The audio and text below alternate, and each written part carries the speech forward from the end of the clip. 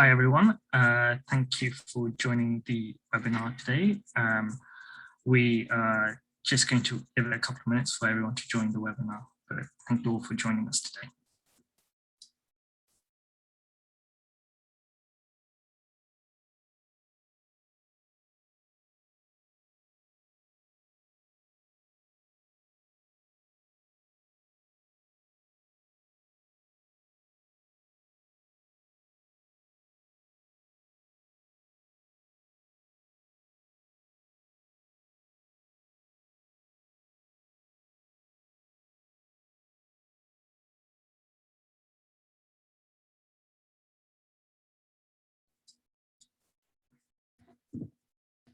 Hello everyone, thank you for joining the webinar today. We're going to give it one more minute or two, just give everyone a chance to join the webinar before we begin.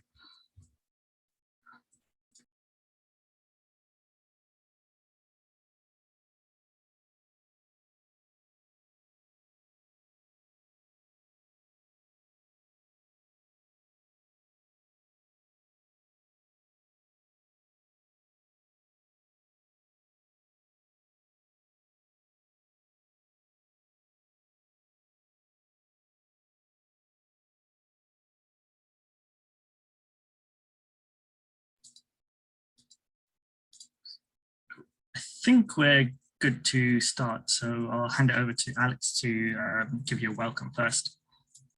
Hi, good afternoon, everyone. My name's Alex Day. I'm the director of the Big Give, and we're so grateful for all of you for joining today. On the call, we have myself and Sahil and Bethany from the Big Give, and also delighted that Lindsay from the FSI can join us and run this training for us today. So thank you so much to Lindsay. I've looked through the deck and it looks amazing content. So I think you're all going to get loads out of the session today.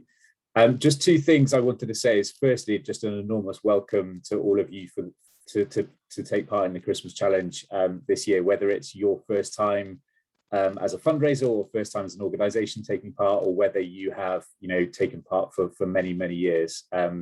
We're really pleased to have you as part of the campaign again this year. It was another sort of record-breaking year in terms of applications, more demand from the charity sector.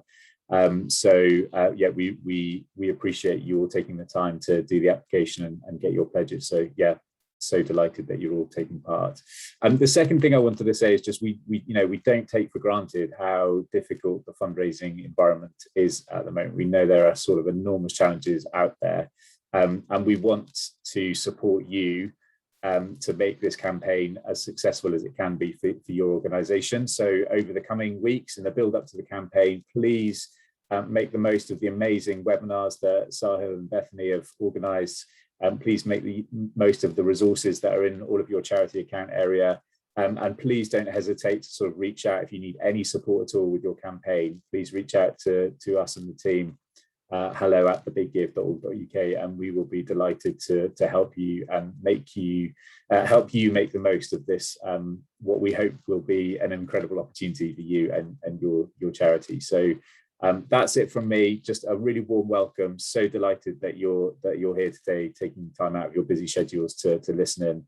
I'm sure it'll be a great session, and I'll leave you in the very capable hands of Sahil, Bethany, and Lindsay. So have a great session. Alex. Yeah, I'll take it from here. So as mentioned, thanks, as Alex said, thanks everyone for taking part in the Christmas Challenge this year. Just a quick reminder about the campaign. So the campaign launches on midday, Tuesday, 30th of November, which is Giving Tuesday, and it closes on midday, 7th of December, that's the following Tuesday. So that's when donations will be stopped.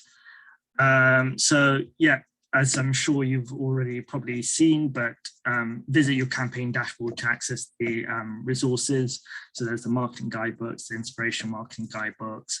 We'll have the links to the webinar recordings there in the webinars guide, and any further like social media assets and things like that we'll put in the resources section. So you should start thinking about your marketing plans for the campaign now.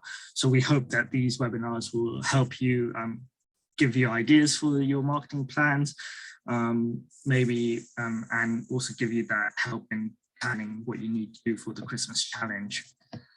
A reminder about how the actual match funding model works during the Christmas challenge.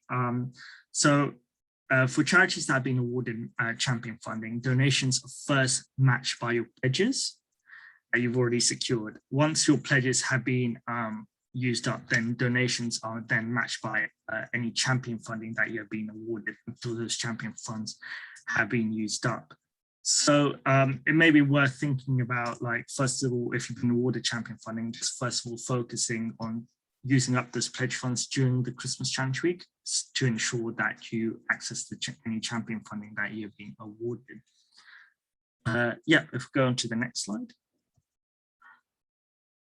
So just a bit about this webinar.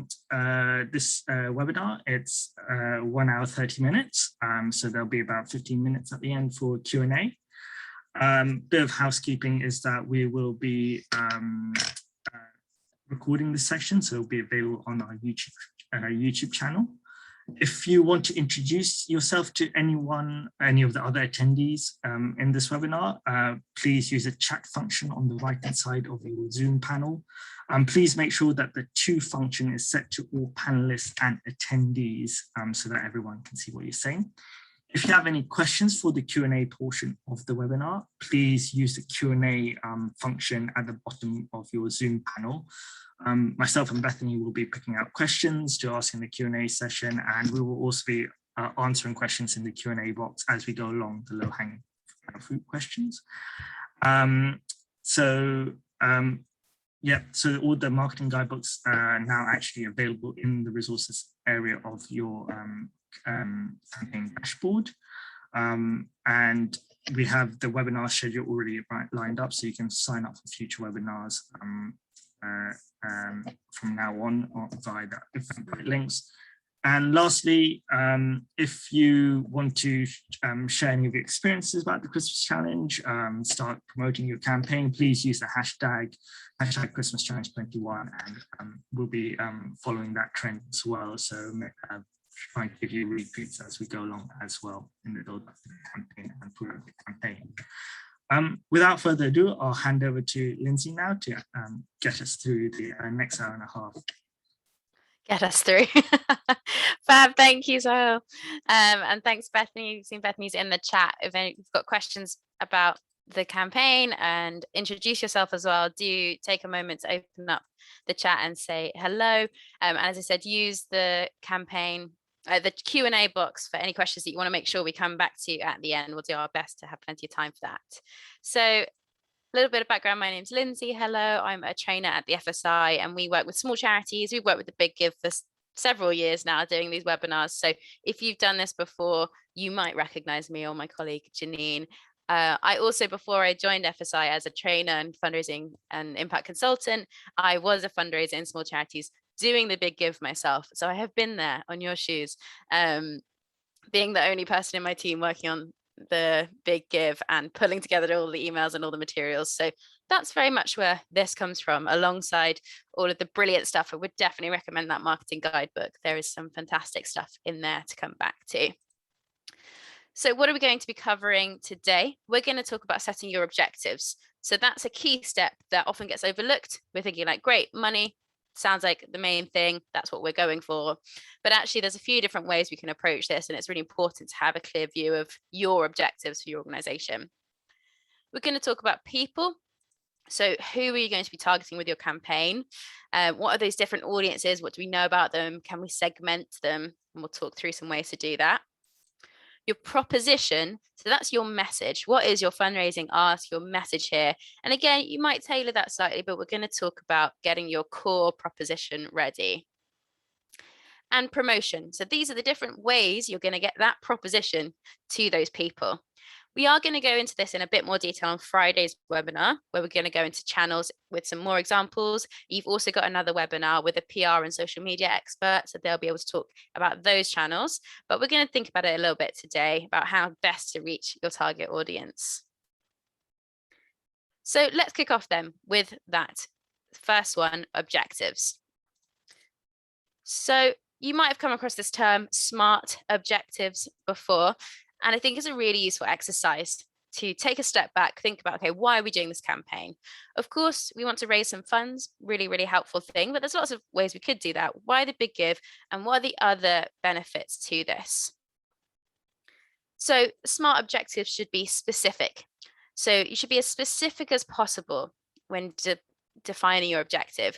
You need to know from this what success looks like.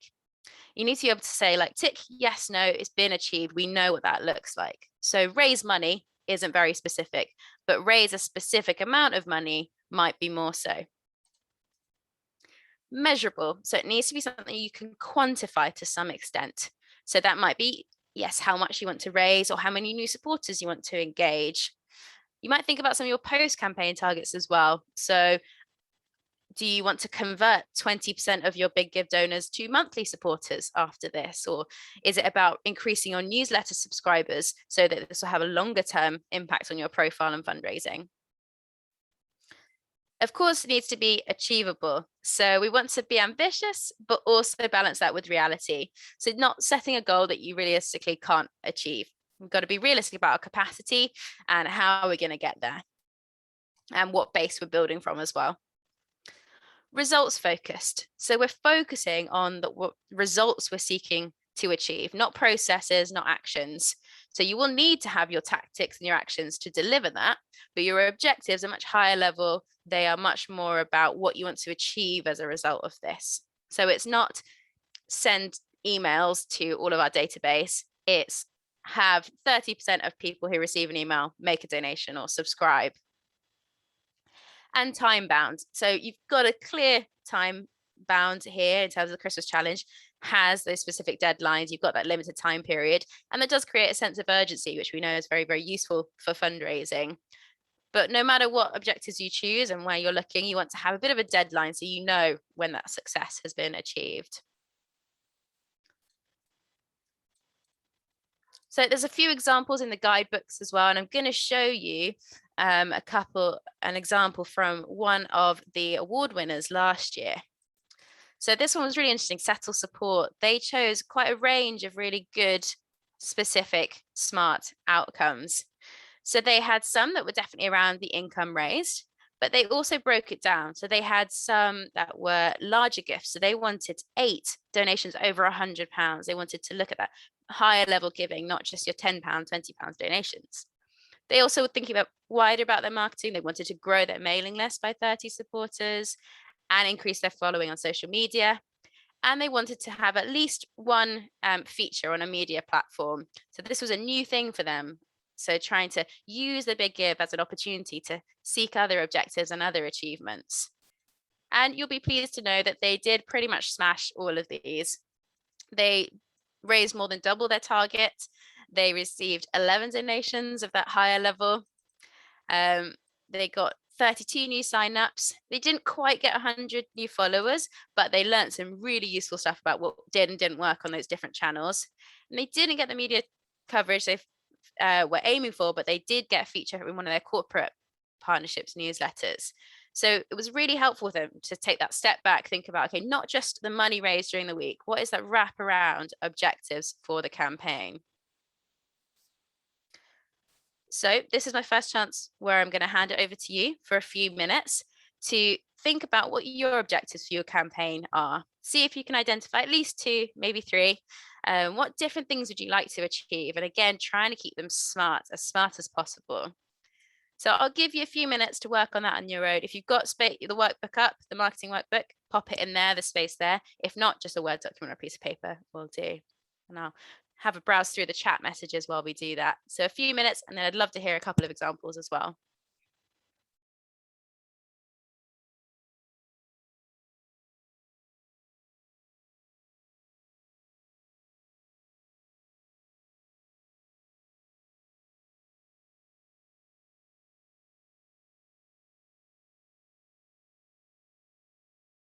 Very good question from Norman. Apologies. FSI, we're the Foundation for Social Improvement. We're a charity supporting small charities. So if you're not familiar with us, we've got plenty of free and very subsidized support available for you. I'll say a little bit more at the end, I'm sure.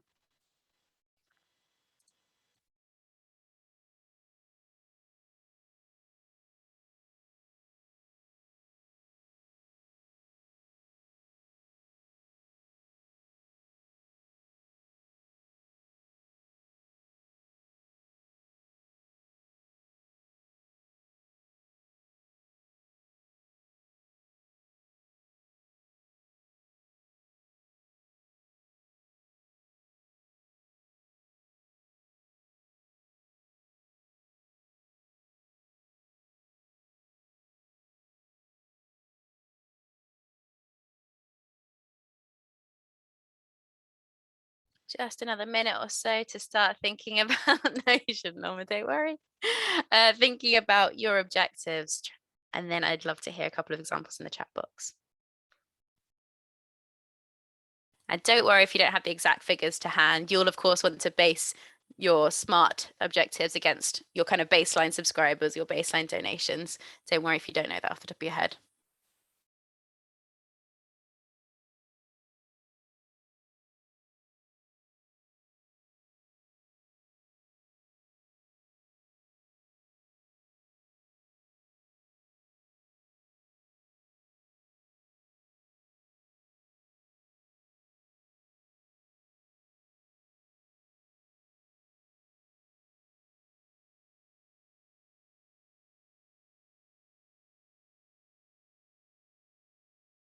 Fab, some ideas starting to come through. Feel free to pop yours in the chat box. Thank you, Gemma, for sharing 40% of your donations from new donors is one of yours. I think that's a really good thing to focus on. So if you want to, of course, retain our existing donors and keep them excited, but this might be the push you need to get that word out there, to do a bit more proactive marketing and reaching out to new donors. So aiming for 40% of your donations being from new donors, really good one. Thanks, Gemma. Any other examples? Or did anyone get stuck and want to think through how to turn a vague idea into a SMART objective?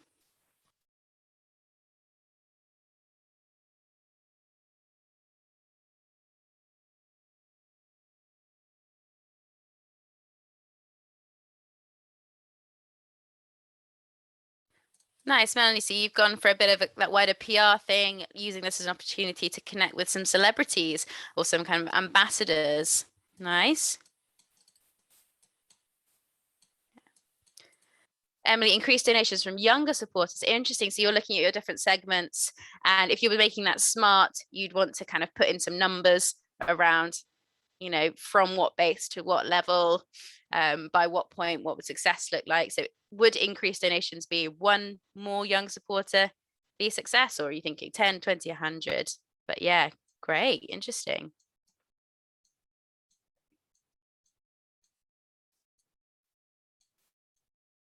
Lovely. Connect with younger supporters across social media. Again, Olivia, thinking about making that really specific and tangible. What would success look like? That seems like an action to me. How will you know when that's a result focus? Well, that's a really, really good area to focus on. And John, you're talking about working with companies at corporate level. So that's one of your core audiences, and you want to get some new support from their employees and let them know about the work you do with their organization. So yeah, really interesting one. That's a great audience to tap into. Maybe set yourself an objective around, okay, how many of their employees do we want signed up to our newsletter by the end of the campaign? Or how many of their employees do we want to have made a donation by the end of the campaign? Lovely Joanna, turning at least 50 campaign donors to new regular givers supporting the work. Fab.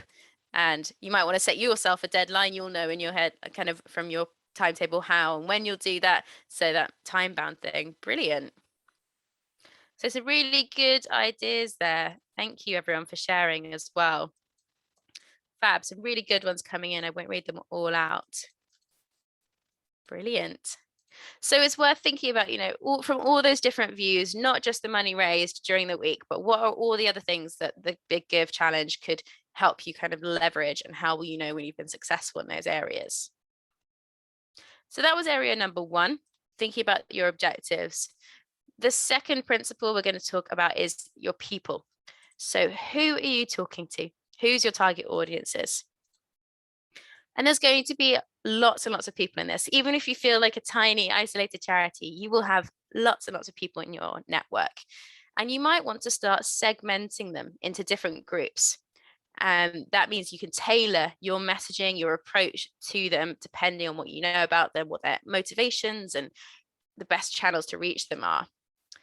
So some ideas to start differentiating by, it might be about current supporters. So it's particularly those who might like the idea of doubling their donation. You're going to speak to them a bit differently because you'll want to definitely, acknowledge their past support, and you want to frame your current ask at a similar level to what they normally give you. So you're not asking for something way less than they give or way more. You've got that information. So current supporters might be a good target market. You might segment within that as well. So the people that give you less than £50, the people that give to you monthly, the people that give at higher level. If you've got very kind of high level, higher value donors, those giving, whatever a major gift counts as for you, could be over £500, over £100, over 1,000, 2,000. You might decide that those are the handful of people you're going to do some targeted one-to-one approaches to. You might have a segment that is people that only normally support you during the Christmas challenge. We definitely had that at my last charity. There were some people that loved the match giving and, it really cut through the noise of the newsletter. And again, we always acknowledge that past involvement and how much their last gift made a difference. You might segment by those who are actively giving at the moment versus more lapsed donors. So perhaps people who've given a few years ago, but not recently. Or perhaps it's people that are engaged, but not as a donor. So perhaps your newsletter subscribers is a segment, your social media followers a segment, volunteers, those who come to an event. And it doesn't have to only be individuals as well. So you've got your corporate fund supporters that someone mentioned earlier. You could have community partners, perhaps it's the local WI, local Rotary clubs, local schools, etc. They might take this opportunity to use that as a partnership. Top tip, stick to a manageable number of categories. You can segment to the end of the earth. In the end, we are all individuals, so we could segment to groups of one if we really wanted to, but you've got to do it to a manageable level. So think about what capacity you have and make sure that people are only appearing in one of your segments. So you might have a volunteer who also is on your newsletter, who also gave to the Christmas challenge last year. To the extent you're able, with the database and mailing lists or whatever capability you have, try and decide which area they fit best in, so they're not receiving tons of different messages through all those different channels that might be annoying or overkill or contradict each other. One helpful tool to get you thinking about this is network mapping. And we've got some instructions about this in the guidebook. I think it's page 18. So this is really thinking about all the networks you already have. So there's warm contacts and who they know. And that's going to be the most organic and useful way to find your audience for the campaign. I'm going to walk you through a simple way to do this now. So you can start with your charity in the middle, your organization in the middle, and then you're grouping all of the different stakeholder groups who might be involved in this campaign in some way in different legs of your spider diagram.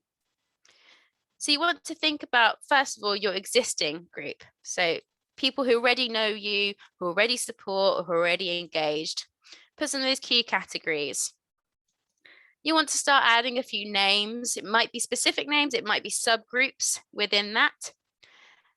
And it might be helpful to then start adding your wish lists. So these are the people we already know, but who's our wish lists on here?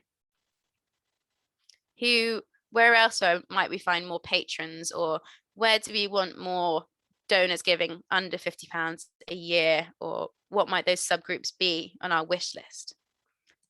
You can then start drawing your lines between them. So the connections between those you already know and those on your wish list. So that might be from trustees to their networks, from staff members to your corporate partners. It might be to existing donors to their networks.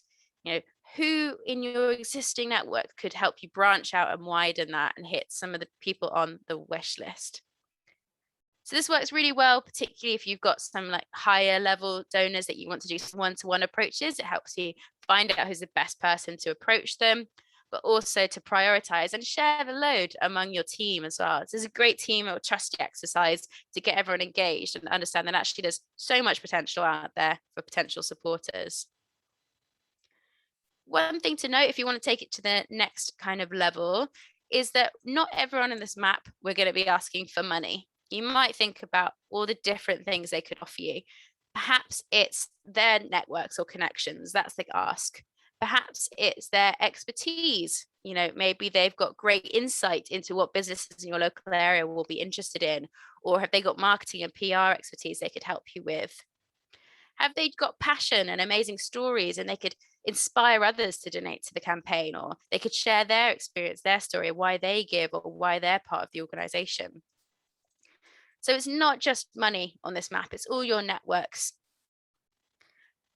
And you want to think about why they'll give as well. It's not always easy to know without knowing the people exactly, but I find we've got 4 key themes of why people give that I find helpful that I'll pop in the chat as well. So it might be affinity, perhaps they've got a personal connection to the cause. Maybe they or a family member or a friend has been affected by it. There might be some mutual benefit. Perhaps they get something out of it. Maybe it's access to something, or they want to be seen as part of it. It might be pure philanthropy. Perhaps they have a general sense of duty or a sense of wanting to do good. And that's what you could tap into. So what are the different things you could tap into here? Why might they be interested? Could also be social. Perhaps they want to be part of the club, or the fact that a friend asks them, or they want to come to an event and be part of the club, or they want to be seen as a donor. So think about what you know about their motivations. How might you be able to tap into that? If you have any information about their past giving or other things they support, or the sorts of things they talk about in the community, that might help you identify that. This is just an example of when my colleague did this with a charity she is a trustee of, online. So if you're still operating online, your trustee meetings, team meetings, etc., you don't have to wait until you've got post-it notes and flip charts to do this. Jamboard from Google is a free tool, which is really, really helpful. You can just create kind of post-it notes and move it all around and draw your squiggly lines. Mine never looks as neat as this by the end, but Janine's a lot neater. But this can be quite a helpful thing, and you can have everyone dropping names in at the same time on the same link. So if you're still operating online but want to create this might be a way to do that.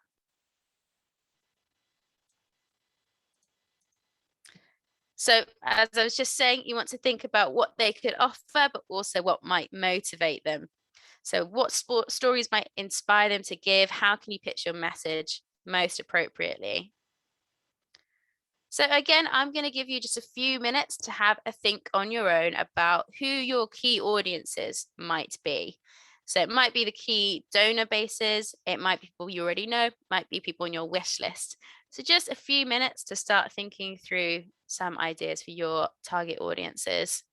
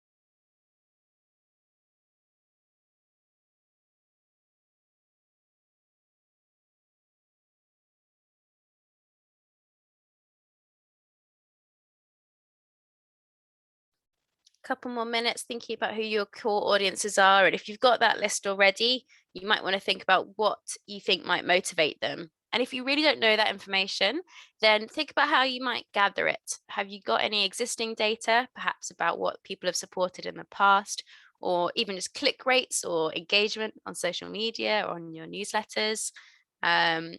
If you don't have that, you could also do, and even if you do, I'd highly recommend doing a bit of conversation with some of your donors. You could do a focus group to see, why they support you, what stories resonate the most with them, or a survey, a very short survey or some polls. Even if you only have a handful of donors at the moment, just give a couple of them a ring. If you've got a good connection with a few, even if you don't, this could be the way to generate it. Give them a call, drop them an email and ask for their feedback, for their perspective. In my experience, that people really love to have that feedback and have an opportunity to talk about, a passion that they share with you. If they don't have time, they'll tell you they don't have time, but you'll get some really good insights for your messaging.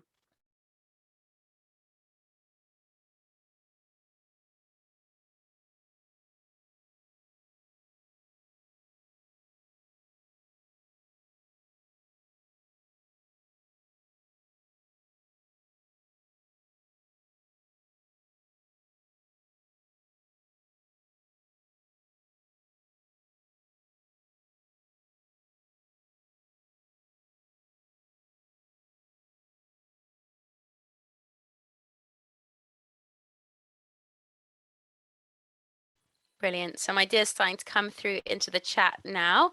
So feel free to pop some more ideas in there. Laura, you've talked about, you've got major donors, mid-level donors, friends of, family, staff, trustees, and some new supporters. So that's a good, good number of target groups to tap into. Brilliant.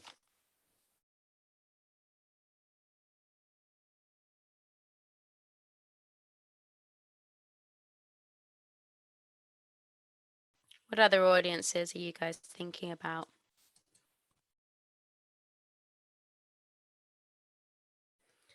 And I think it'd be interesting for if any of you have done anything like a donor survey or focus groups before, share some top tips in the chat. I think people will find that really helpful. Excellent. So some more ideas coming in. Newsletter subscribers who don't currently donate. Excellent. And if you do have the capability to split out, if it's connected to your donor database, I'd highly recommend, tailoring your messaging rather than just saying the blanket one to everyone. Brilliant. You got your patron and your patrons networks. Excellent. Network mapping. Get it out there, Ali. Brilliant. Oh, lovely, Natalie. So you're thinking about kind of who might have a vested interest or a real interest in your cause. And for you, that's the surgeons of the patients you support. Brilliant. Corporate supporters, social media followers, attendees at an event you organize a week before the campaign. Brilliant. I think that's a really good one, Matt. So think about, even though the Big Give is an online platform, what are your offline things that you can tap into as well? If you've got a conference, if you've got a volunteer event, if you've got a Christmas fair, if you've got, you're speaking at an event, what are those offline things? Or even if they're online events that are just not in the week, what are all those different areas where you can generate new audiences? Fab. Training attendees, member churches, regular donors. Yeah, former graduates from Norman's University Education Scholarships. Excellent one. Definitely. They will have, at the very least, even if they can't donate, they will probably have some amazing stories they can share and people that they would like to spread the word to. Brilliant. Yeah, parents and carers as appropriate. Charity shop customers, excellent. Another really good offline audience there, but you can drive them onto a Big Give. And that's one thing that's kind of come out of the last year and a half. A lot more of us are comfortable switching between those online and offline worlds. Much more of us have, QR readers on our phones or know how to use them than we might have done 2 years ago, or be able to, fill in a tablet, donate on a tablet in a shop in your center at your event than we might have before. Excellent. Some really good audience ideas coming through there. Thank you, everyone. Brilliant.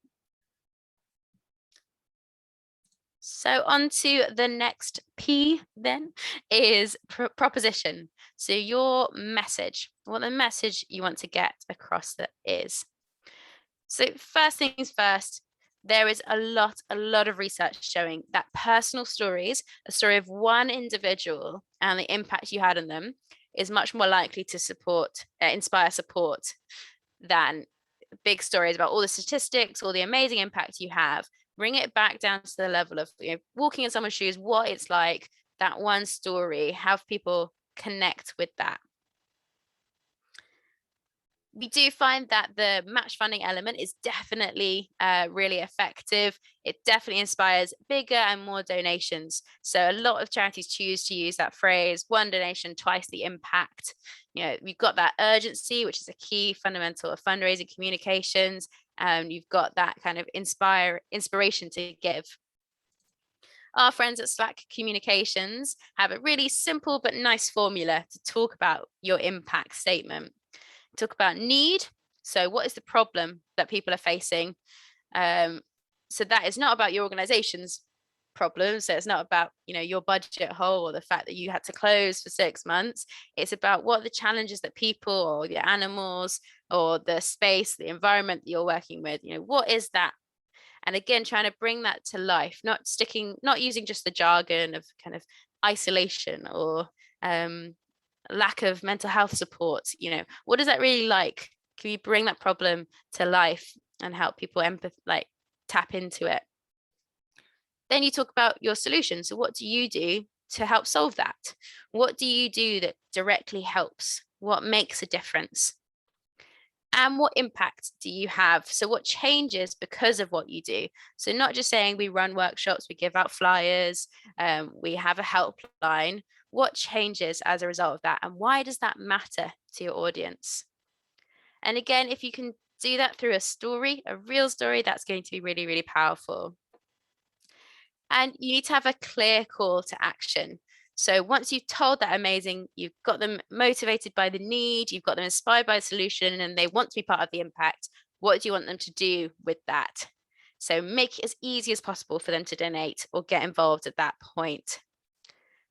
Definitely recommend kind of getting a group together to brainstorm some different elements of this, bring this all together. It's really difficult to get the creativity flowing if you're just sitting there at your desk like 10 minutes before you got to send the email, thinking it through. Get some different perspectives, talk to your donors, talk to your frontline staff, talk to your service users, get those stories, get those real passion, let that passion shine through, and it will definitely serve you well. Along with this as well, I really want to encourage you to think about the kind of ethics of your storytelling and the angles you're putting on your proposition. So thinking about, how we can make this an empowering and inspiring story, not a kind of patronizing or one where we're stripping people of their agency. So thinking about that need a solution, it doesn't have to be fixed states. We're thinking about, how we as a team are going to make a bigger difference. So think about the language you're using, think about the imagery you're using. Would your beneficiaries, your service users be happy to be represented like that? If they see this on your website, will they recognize themselves in that and be proud of how they're presented? Same with if you're using case studies. Make sure you've got really clear and active consent. So not just one that's from 5 years ago, or one that they said would they be happy for to use in a funding bid, but might not be happy to have it on social media on your website. So thinking through the ethics of your proposition as well and how you're talking about your work. I really loved this case study from the Bendrig Trust. They were talking about, again, they were one of the kind of award nominees last year. They did some conversations with lots of people in their organization and their service users, and they work with people with learning disabilities, I believe. And one of the themes that came through that really resonated with people during the pandemic was a sense of kind of togetherness that they get from the Bendrig Trust and that they really, really missed during the pandemic when they couldn't gather. So they kind of curated all of their messaging around this theme of togetherness. And this for them came out as around kind of a campfire vibe. So that was the theme throughout their messaging. It was really lovely. They even had a local radio station host a whole themed event where people could request their favorite campfire song. So it really caught on. They created lots of videos with the staff, with sending just messages of love and support, singing their favorite campfire songs, reading stories around the campfire. And they've just found it was really genuine, really simply produced. It wasn't anything fancy, but it brought that kind of warmth and togetherness, and it was into people's homes, and it was very authentic. And they had some great written content alongside the videos, and they found this really, really worked and resonated with their audiences. So don't be afraid of getting a bit creative. You don't have to go down the traditional charity route or the messaging that you might expect to see from a charity. You know, think about what your values are, how you're going to live that in your writing, what your audiences might connect with, what stories will inspire them. Question for Evangeline. There are many, many more case studies in the Inspiring Marketing Guidebook. So that's where I would direct you. Definitely have a look in there. So it is once again over to you to have a think about your proposition. So I'm going to give you a little bit more time on this one. How are we doing for time? It's 12:40. Yeah, I'll give you a good 10 minutes or so to make a start on this. So start by thinking about what is the need for your work? What are the problems people are facing or the challenges in the world? Not the whole world. Narrow it down to your organization, probably. The solution. So what do you do to meet that, and why does that work? And the impact. So what changes as a result of that? And why does that matter? So again, you know, reduced isolation. We know, talking to a funder, that matters, that cares, but to an individual, take it out of the jargon. Why does that matter? What does it feel? What are people thinking? What are they seeing, smelling, hearing? All that sort of good stuff from your storytelling. Why does that matter? So start with those 3 bullet points, and then could you start to bring this together into a key proposition that will underpin your campaign? And you're going to tailor that to different audiences, but what is your kind of core theme, your core message? So 10 minutes to start working on that, and then I would absolutely love to hear a few examples.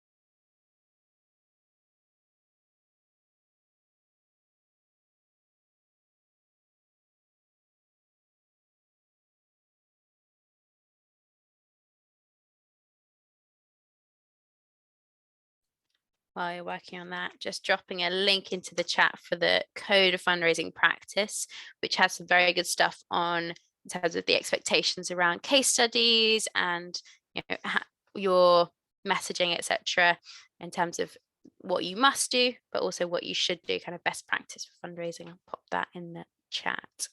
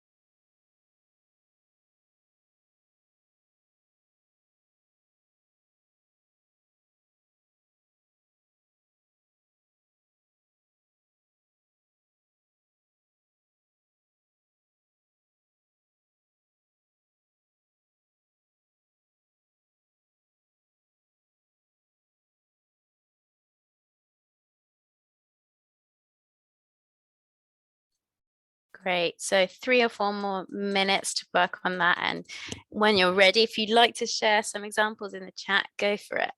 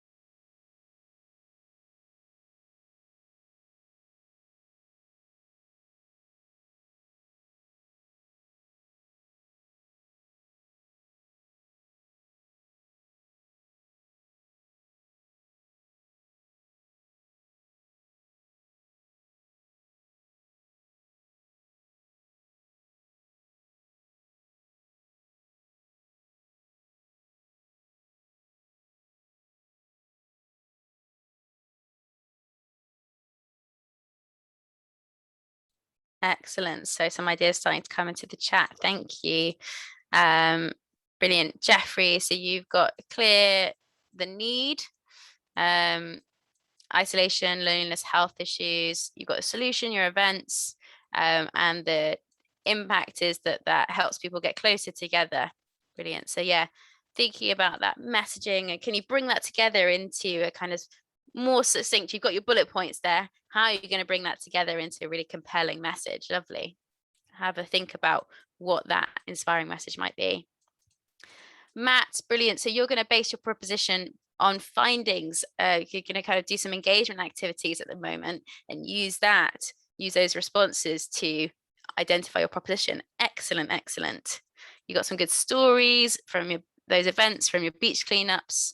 Excellent. Thanks, Matt. Great ideas.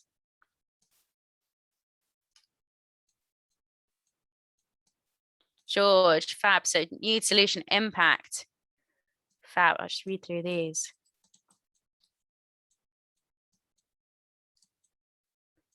Wow. So some big goals there. If I can offer a suggestion, I think about, we recommend when you're writing fundraising copy, you write it at a reading age of between 9 and 12 years old. So think about your language, think about kind of how you can really make that tangible for someone who might not be in your world. So there's some really good stuff in there. And I liked kind of the way you've broken up your sentences and tapped into a bigger picture, but just think about the jargon, etc., that might not resonate with people who aren't already in your world. But I think there's some brilliant stuff there around your impact. The internet will be a safer place. And this is a stepping stone. Cool. Thank you for sharing.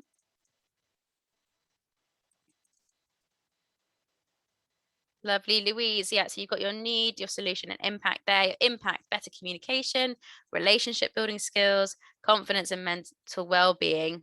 Brilliant. So you've got all your elements there. Again, when you've got a bit more time, starting to bring that together into the kind of core messaging. What's that kind of core? Why equine therapy? How can you, what's that core proposition? Good question from Helen. How many different slogans or different images can you use? It might get confusing if you use others alongside the double your donation or one donation, twice the impact element. Oh, and a question for the Big Give team. Can you mess with the branding of the Big Give slogans by using different ones? I would definitely say, I think it's a good point. You don't want tons of different messaging. And your core proposition doesn't have to be a slogan as such. It might be something that's more internal facing, like the Bendrig Trust one. This wasn't, a slogan as such. It was the kind of theme. The core proposition is that we've all been massively isolated during the pandemic. That's your need. Bendrig Trust brings people together through their events and their initiatives. And the solution is all those words in there. This is their word cloud. Together reflect connection, people, and that makes a difference, and bringing that to life through stories. So it doesn't have to be a slogan as such. It might be your theme, your stories, your images. I'll just jump in on the TVG question. Is that, you can have a play around with the slogans and messaging. We're not too precious about that. So whatever works for you, really. Excellent. Cool. So have a play. Olivia, lovely. Move past it and carry on like normal again. There's something nice in there. That might be a nice messaging. Any other reflections or ideas? And what I would recommend is maybe coming up with a couple of different options for what is that core theme, that core message going through everything you're doing. And be bold with it as well. Don't be afraid to say, we believe in this, we stand for this, or you can come up with a few examples and then maybe test them with your different audiences, because what matters to you as an internal staffer or volunteer who's very close to the work might not resonate with people who don't know it as well. So test a few things in different audiences if you can. Good question, Michelle. If you help people in a variety of ways, would you recommend just picking one of those and focusing on that for this campaign? That's a great question, Michelle. And I think I've seen it successfully done in different ways. So if there's a kind of core thing that ties all your work together, maybe that's your proposition. Maybe it's the fact that you're there for everyone. Is that the thing? Or maybe it's about being at the heart of your community or the heart of all those needs. But you'll see a couple of the case studies in a minute. Some of these organizations did choose to focus in on a couple of different stories or areas of work that they knew would resonate. So going back to your people, who are the target audiences, which areas of your work do you think will resonate most? We do find historically that a lot of, you know, messaging around family or children goes well at Christmas, or we know that there's going to be stuff in the news around older people and isolation, but we also know there's huge amounts in the news about environments with COP, etc. So it's not to say that you have to restrict yourself to the most kind of cuddly or like most officially fundraising topics. Be bold with it and think about, yeah, which is going to resonate most. That's why I think, yeah, come up with a few options, play around, test them with different people. I think one of the examples in a minute might help you with that, Michelle. You want to be just a little bit careful if you do that, if you focus in, that you're not restricting the donations to a specific thing. So make sure it's clear that they're not supporting a specific object or item or project, even if you do focus in on that a bit more. Oh, lovely, Leanne. I'm seeing not lovely, but I'm seeing your proposition kind of shine through. Our support provides light to those in the dark. That's really nice. And you can have some videos of how people felt during that moment. Nice.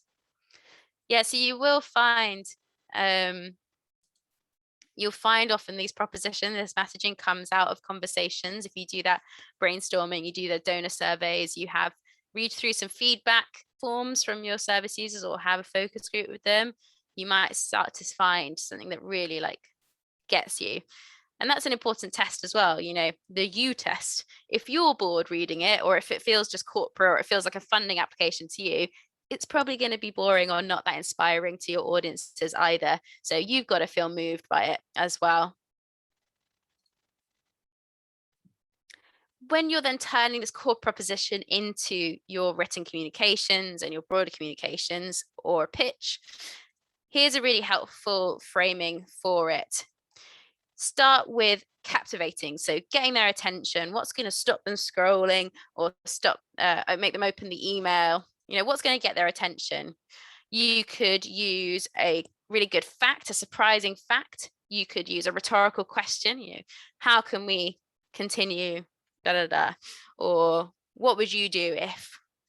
It might be a quote. Have you got an amazing quote from a service user or from an influencer or ambassador? You know, one of those quotes that makes you sit up and listen and feel like, oh gosh, this is why I do it. Maybe that's your captivating opener. Could be your story. So kind of bringing it to life with a story of someone's life. You then need to keep them interested, keep them engaged, and communicate that passion.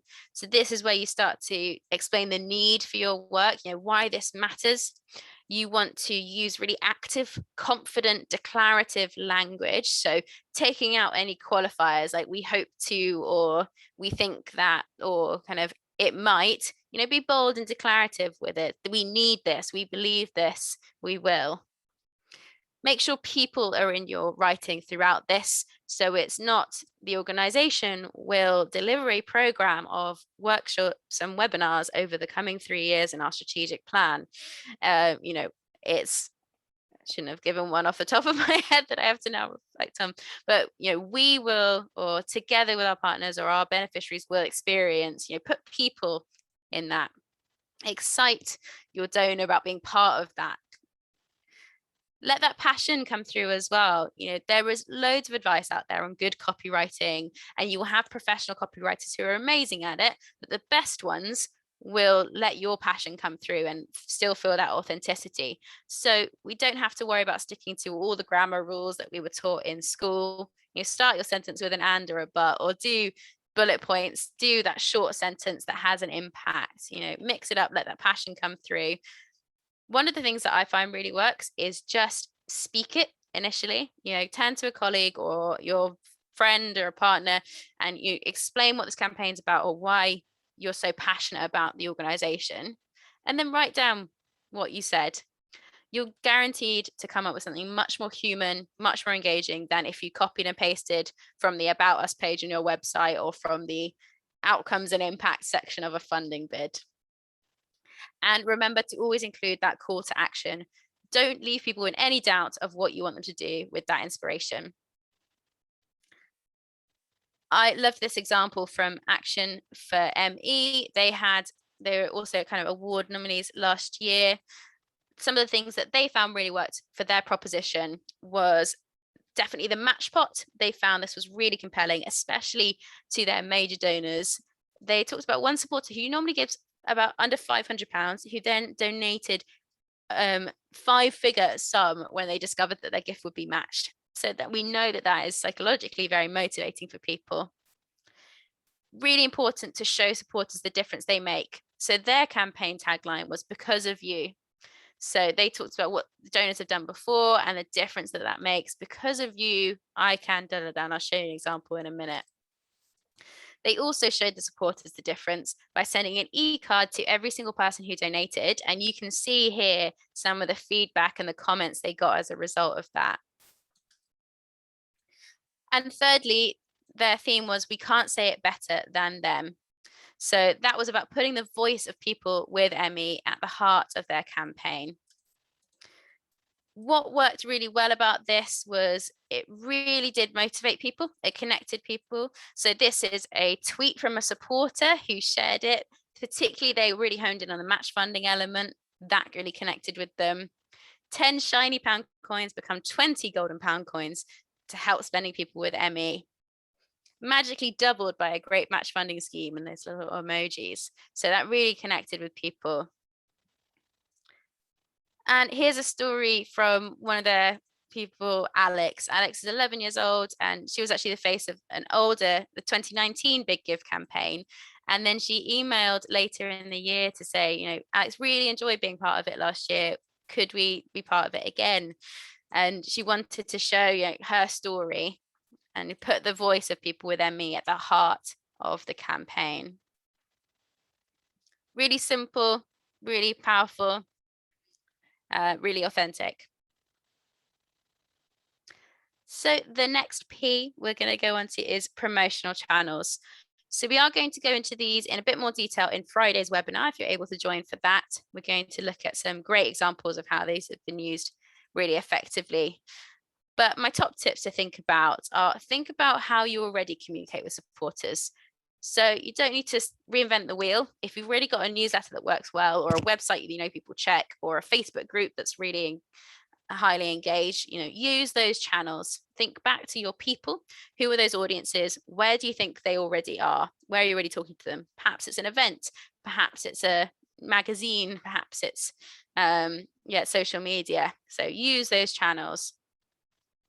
Drive your audience to your Christmas challenge page and try and reduce the number of clicks. Keep the clicks to a minimum to make it as easy as possible to get to that moment of donation. Don't make them jump through hurdles. And again, thinking through with each channel, who are the audiences, and tailor your messaging for that. So if you know that your newsletter is mostly your monthly donors and people who've come to events but haven't donated, that might be the messaging you're going to use to target them. Whereas if you know that your Twitter is followed by lots of local businesses and lots of other community organizations, you might tailor your messaging to that. We'll run quickly through some of your options for promotional channels. Your website is a really, really important one. It should be kind of the starting point of your promotional activity. Put Christmas challenge on the homepage, make it prominent, make it easy to get to, keep it updated, keep the content dynamic, share your stories on there. It's not just a landing page, it is part of that motivational journey that donors go on. And you'll be surprised as well, you might get a lot of organic donations that people aren't even driven to just by browsing your website for other things. Email is, of course, a very important part of your campaign. It's always rated as one of the most important channels from the challenge participants. So think about the journey. You might have several targeted emails, plan those out. That's why Sahil was saying you need to start now, really thinking about it. At my last organization, we used to do a save the date. So we used to do an email on the launch day, we used to do an update about halfway through, and then a final update and thank you. And we would tailor those the third and fourth ones based on who donated so far and who hadn't. Direct mail. So you might still have that you're sending something in the post, you might still have plenty of donors who aren't fully online or who prefer to receive things by mail. So again, this often requires a bit more lead in, but we know it's much more likely to be opened than an email. So how can you get a donation link into that? Can you get it up onto the website, get those directed in your newsletter? Social media, again, you're going to have some real expertise from the social media webinar later on. But think about who your target audiences are. You might have different people following you on Twitter versus LinkedIn versus Instagram. Make it really shareable as well, using images, video, we know that works well. Matt was talking earlier about having events. So if you've got existing events, can you put a Christmas challenge message into that? Or could you add some events? Last year, we heard amazing stories of people in lockdown doing kind of Zoom Christmas events or Zoom office tours. I was invited to a brilliant Zoom event from a charity that I support. They were launching their impact report, but they didn't just send me a PDF. They kind of invited you along to hear the team talk about it and hear from people's real stories. Personal approaches is another important channel. Again, it might be some of those larger gifts or the people that have other strategic objectives around it. Go back to your network mapping, think about who's best to make those approaches and build that connection. Have the phone call, have the coffee or the lunch, and get to know them and get to know what they might be interested in supporting. And of course, you've got wider things as well. So press coverage, again, you've got some PR information coming up in the other webinar, advertising, just getting the words out there through your channels. Another case study, Global Witness, they were the winner of one of the 2020 Challenge Awards, raising over £10,000. 68% of their donors were first-time donors. And interestingly, they received most of their donations on the first and the second to last days. So that's worth thinking about. You probably will have a bit of a lull in the middle, but how are you going to regenerate that energy towards the end? So in their communications plan, they had kind of 4 key channels they tapped into. They did social media, Twitter and Instagram. They used lots of images. They created a big video that they then used in all these different channels, especially social media, some little shorter clips. And they used hashtags really carefully to make them shareable as well. As I said, they created that video using existing content. So this was during lockdown. They couldn't go and film much of the work, but they used stuff they already had. They used some images cut in. They used some interviews with staff members in the office or just on Zoom, kind of cut it all down, edited it together themselves, but then they created different bite-sized clips that they could use in different communications, which worked really well for them. One of the ideas I loved from their case study was that their kind of internal management of this as well. So they made sure everyone in the organization knew that this was coming, from the board to the volunteers to the people working in the day-to-day, got everyone to join in. They made it really easy for people to share with their networks. They sent kind of example emails, social media posts that people could put on their Facebook, on their WhatsApp to their friends or email out. Sent a couple of reminders as they went. And what they reported back was that staff felt really proud to have played their part, especially when they hit the target. And they thought about their email use. So Global Witness is a kind of campaigning organization. So a lot of people on their mailing list were signed up because they were interested in campaigns or they'd signed petitions, etc., but hadn't donated before. So they were quite thoughtful with how they shifted that or introduced the challenge, kind of explaining what it was, explaining why they fundraise and what for. So they ended up with 4 emails in their journey. The launch email, one where they introduced a big campaign they're working on. So this was one of the questions earlier. They focused in on 2 campaigns that they know really resonate with their audiences: the forest campaign, so protecting forests, and defenders campaign, so supporting people who are protecting their land. So that was their second and third. They focused in on some inspiring stories, and then a last chance email on the second to last day. And they did remove anyone who'd already donated from the emails after that to make sure people weren't getting spammed. I thought their emails looked great. Sorry if you can't read that, it's not particularly huge, but they've got really bold language here. With our climate in crisis, business as usual isn't an option. Join the climate revolution and demand global change that puts people and planet before profit and power. With your support, we can make a real difference, confronting and challenging those governments and corporations whose actions are contributing to climate breakdown. So they've really tapped into the match funding in the next paragraph. They've got really bold, clear messaging. They have invited you to join the climate revolution. And, they've really got a clear voice, and they had some great videos. There's little snippet videos from the bigger one that they could use. This is how it translated into social media. So again, using a 32-second video. The current system has brought us to the brink of #climate breakdown and has benefited the powerful, wrecking our planet for way too long. But with your help, we can change it. Really simple, but really confident, just asking for it. They know what the need is, they know what the solution is. We just need you to be part of it. So that's our channels. As I said, we're going to go into a bit more technical information and more examples on Friday's webinar.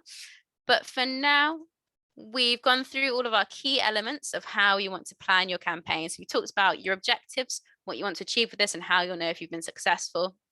We've talked about who you're going to target with this and what you might know about them, how you might segment it.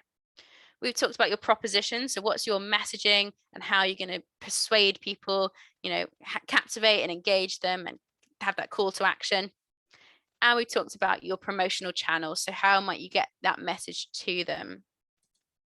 There's lots more guidance in the guidebook, many more things to consider. One top tip, also think about the post campaign as well. So not just the week, how are you going to thank and follow up and turn people into regular supporters, and how and when are you going to monitor and evaluate your campaign?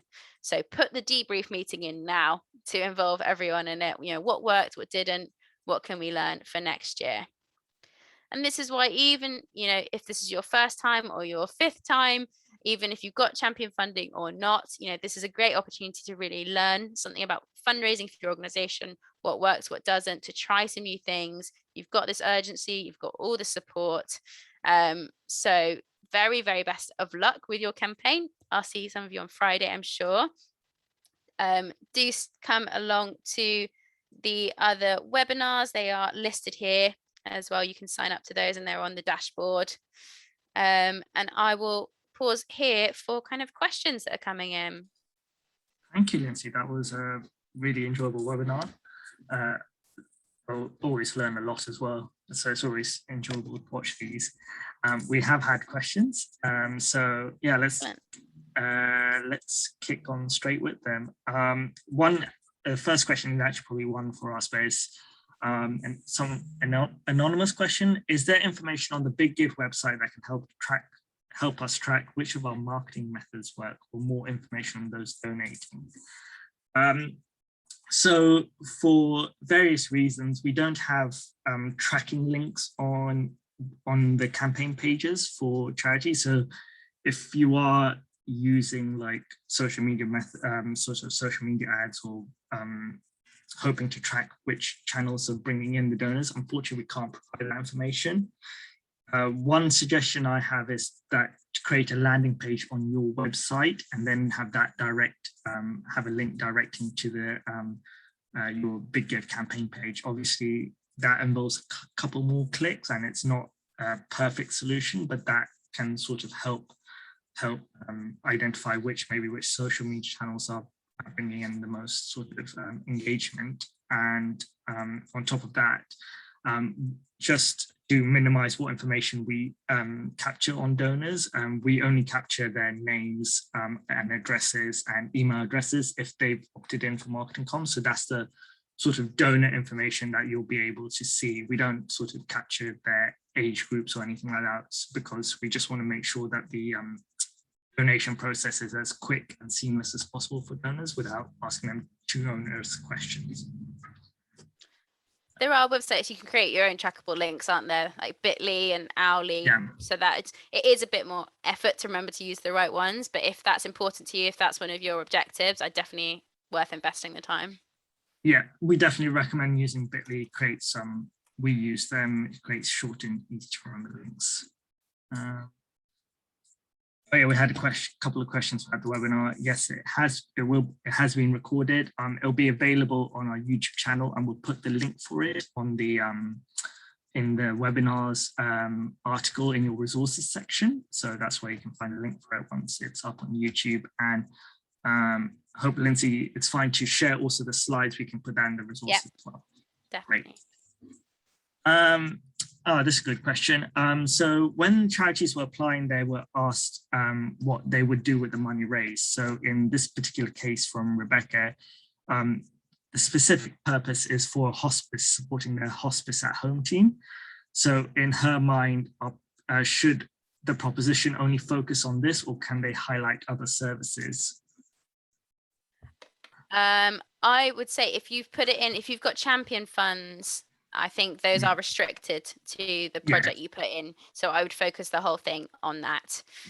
If you didn't get champion funds, you could probably be a bit more flexible because you haven't got donations that have been specifically allocated to that. So yeah, I would think make sure that you're being transparent with the supporters as to what it's going to. Yeah, if you haven't received champion funding, I will probably also just run that past your pledges. Yeah, just in case. But in most instances, I think pledges would be happy to, but just run it past them just to make sure. Yeah. Throughout the week, what percentage of posts do you recommend should be Big Give theme, and what should the charity's usual branded social, or what should be the charity's usual branded social media content? Is there proven optimum balance, or should we find, or do we let the campaign take over all platforms completely for the week? Ooh, I don't think there's probably a scientific answer. Unfortunately, I'm willing to be discredited by the social media expert on the next webinar. They might have a better answer for you. I do think it's worthwhile. It definitely want to make some noise about the Big Give, especially if this is your kind of key fundraising moment of the year. So I'd certainly think about how it fits in with your other comms. So try, don't be doing your normal Christmas end of year appeal at the same time, or trying to get people along to an event in January at the same time. But you can, of course, mix it up, and also you don't want all of your posts to just be an ask. So even within your Big Give post, you want lots of content on there that is stories, that is thank yous, there's updates on it, not just donate, please, every post. So you can keep all your good stories and updates anyway. Do you have any recommendations for how many times charities should contact donors via email? Sorry, say that again. Contact via email. Yeah. Is that in terms of like different platforms to use, or just general tips? Well, how many times charities send emails out to donors? Ooh. Yeah, so I think, again, you'll know your audiences kind of a bit better or worse. So if they normally get 2 emails from you a year, probably don't be sending them 10. But if they normally get, I think a lot of the case studies that we see work really well, do 3 or 4. So kind of got a launch or save the date, then an announcement when it opens, an update during the week, and then a thank you at the end. So that is quite a nice arc, but of course tie that into what you've already got going on. So if you do a monthly newsletter anyway, you can do the save the date in there. You don't need to do a standalone separately. And of course, just always making sure people have the opportunity to opt out and all that's good stuff. Yes, probably maybe crucially is that sort of mid-campaign one, trying to time that at the right moment. Sometimes just before the weekend works well. So I guess that's probably one of the key ones to kind of like really think about.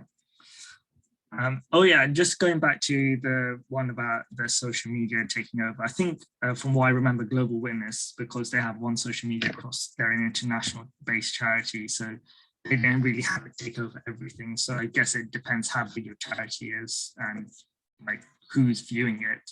and maybe like donors from within the UK making more sense than donors from outside. Yeah, that's a good point. And you might have, you might find it, you use your Instagram, your Facebook mostly for service users. That might be people who follow that. And so you want to keep up lots of your content about what's going on and advice for them. And then you might find that Instagram's where your donors are, or vice versa. So yeah, channel by channel.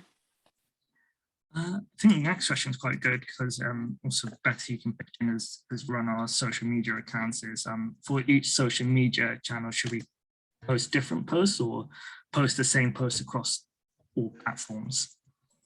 Do you want to take that, Bethany? Yeah, sure. I think it really depends on who you target on different social media platforms. I know that if you have a variety of audiences, you may use LinkedIn to target some or Twitter to target others. So you may want to alter your social media post to fit that audience. But the Big Give mainly uses similar posts across all of our platforms. But yeah, it really, again, depends on your charity and who you're trying to target. Yeah, and I would definitely, even if you're using the same themes and content, don't use the automatic thing that just lets you post it across all of them, because it comes out really weird and it is not optimized. So if you've got a kind of the automatic share from LinkedIn to Twitter, it doesn't work, even if you're using the same kind of core content. But also, like, Facebook, you typically only want to post a couple of times a day at most, whereas Twitter, you can post 10-20 times. Each tweet has a shelf life of like 5 seconds. LinkedIn, you might have even less, or it might be more about the conversation that's going on and tagging people. So yeah, as you said, Bethany, like, think about who your audiences are there. I think as well, just having a think about how the algorithms work, because I believe on LinkedIn is like posts more visible once they have more interaction, whereas that's obviously not the case with other platforms. Like if your previous posts don't get much interaction, it won't be as visible. So if you're planning on using LinkedIn, you should actually start, and you haven't used it before, you should actually start posting from that to make sure when the actual campaign comes, your posts are visible. That's a really good tip. There was a question that's just come into the Q&A boxes. Do you know of any organizations that have had success with raffles and auctions during the campaign? We can tie that in with the Big Give fundraising. I think, Beth, you've said you want to answer this? Not necessarily. No, no, that's why I can take this one, because yeah, I've been at Big Give for a couple of years, and yeah, we've had charities that have used raffles and auctions to sort of get donors to donating during the campaign. I think some have done it manual process. I think maybe there are some online sort of services where you can sort of tie it in with the raffle and auction, and then you can encourage whoever wins the auction to give it to make a donation to your whatever your campaign is. So I think there are services. You may just need to have a search if you're trying to do it all online, but yeah, it's definitely had a lot of success in the past. Nice. I'm just having a look. There's a question. Oh yeah, are you allowed to start a marketing campaign before 30th of November? Yes, absolutely. Lindsay, do you have any sort of suggestions on timeframes when charities should actually start sharing that with donors? Because you don't want to be too early, I guess. No, you definitely don't want to. The risk is that people will donate before the campaign because they'll just read the heading without reading the full thing. But I would again go back to your audience segments. So I would probably, your major donors, you want to line them up in advance. So maybe you reach out to them now, invite them for a coffee and say, in December, November, we're going to be doing this campaign, and do you think this would be something that would be of interest to you? And you got them primed and ready. So those major donors where you want a bit of a warm up there, you can reach out to them. Same with maybe your corporate partners who you want them to spread the word internally. However, for your kind of general marketing, you could put a little like heads up, we're doing this on social media, or save the date in your newsletter. But I'd save the bulk of it for, in the few days leading up to it, and then during the week for your mass pushing. Yeah, go back to your audiences and think through their journey. Great. the question from Caroline, if someone is unable to donate electronically, is there anything else they can do? Unfortunately, we can only accept donations via debit, credit card, Apple Pay or Google Pay. We can't accept offline donations, so backs or cash payments or any other types of donations. If you do think that you have donors that may have difficulty donating online, they don't have access to a credit or debit card, start thinking about how they can make a donation now. So as in start thinking now about how they can make a donation during the campaign week. Maybe reaching out to them. Do they have a friend or family member that can help them make a donation? You can get prepaid debit cards. Is that an option for them? But really start thinking about sort of those methods to engage those types of donors, because unfortunately, if you come to us during the campaign, we cannot accept those offline donations. So start planning about those sorts of scenarios. Yeah, I just have an honest conversation with them and explain. And, you know, this is 1 week of the whole year. Of course, it is, you know, it's much better to keep the relationship warm and get them to donate another time, if rather than cause them loads of stress, I think. But I did have at my last charity, we had an amazing major donor who used to give £5,000 to the campaign. And this was obviously pre-COVID, so it's probably quite different now, but he used to love the trip up. We would do it on the Friday of the campaign each week. He would get the train up to our offices and I'd take him for lunch and I would help him do it. I'd bring my laptop and help. He had a card and stuff, and I wasn't obviously looking at his details, but I just talk him through the process and we'd do it together over a cup of tea. And he used to really enjoy that, and I'd be able to update him on everything that was going on. So that might be an option. It's obviously a bit different at the moment with those people who might not be as comfortable coming out. Yeah, absolutely. I think, yeah, charities have said they've had donation stations in the past, but as you say, it depends what the circumstances are come Christmas. Is there any sort of information or data that you have on like the type of messaging, whether positive messaging, charities should be trying to go for positive messaging in particular, or if like there's like negative messaging puts off donors? Would you have any recommendations? Or Ooh, yes. So there's a lot of historic research that negative messaging is more powerful for fundraising, that you need to see, you know, when we're talking about the need, you need to see someone or really feel them in need. And then you need to be kind of positioning the donor as the person who can solve that. However, I feel hopefully as a sector, we've kind of moved past that we've moved past that quite a bit, hopefully. We don't want to be positioning the donor as the kind of savior, or even our organization as any kind of savior. So I'm a fan of, you know, not even thinking of it positive or negative, thinking about, you know, what is the fight we're all joining in a way, rather than like, how can I throw a few pennies at something to fix it. So one of the things that I like to think about when we're talking about the need is not just the problems that someone is facing or an individual is struggling with, but the causes for that at an individual level, at a community level, and a structural level. So one of my favorite charities who do this is Arts Emergency. They are a mentoring scheme for young people wanting to break into arts and humanities.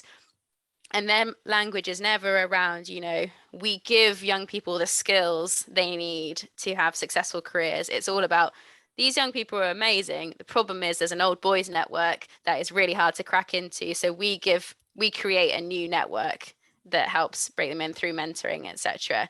So it's not about, you know, positive or negative, patronizing, or, you know, who's in the right or wrong, or those power dynamics. It's much more about like, join this fight on a kind of values basis.